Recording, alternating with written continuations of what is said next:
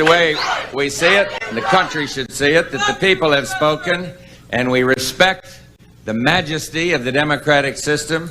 I just called Governor Clinton over in Little Rock and offered my congratulations. He did run a strong campaign. I wish him well in the White House, and I want the country to know that our entire administration will work closely with his team to ensure the smooth transition of power. Good evening. Just moments ago, I spoke with George W. Bush and congratulated him on becoming the 43rd President of the United States. And I promised him that I wouldn't call him back this time. I offered to meet with him as soon as possible so that we can start to heal the divisions of the campaign and the contest through which we've just passed. Resolved as it must be resolved through the honored institutions of our democracy. A little while ago, I had the honor of calling Senator Barack Obama to congratulate him, to congratulate him on being elected the next president of the country that we both love. In a contest as long and difficult as this campaign has been, his success alone commands my respect for his ability and perseverance.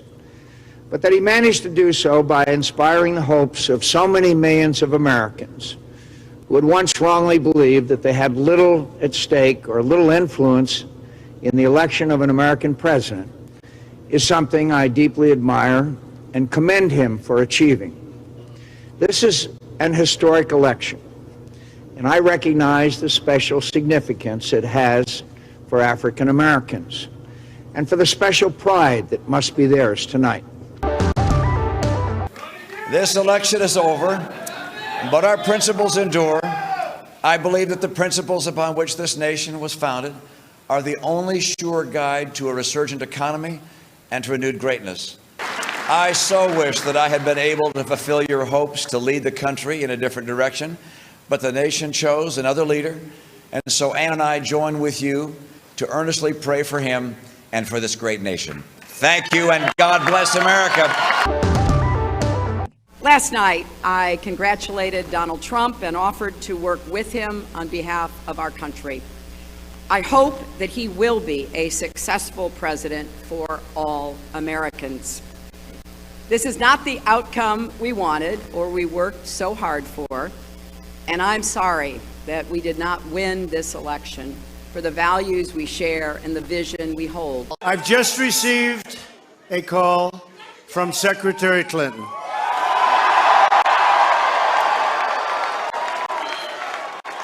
She congratulated us. It's about us.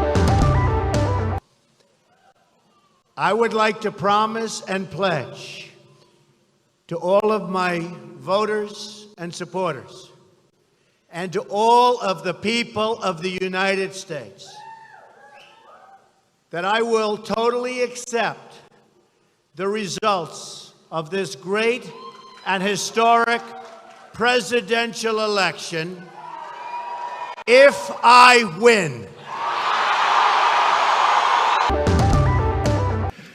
If you count the legal votes, I easily win.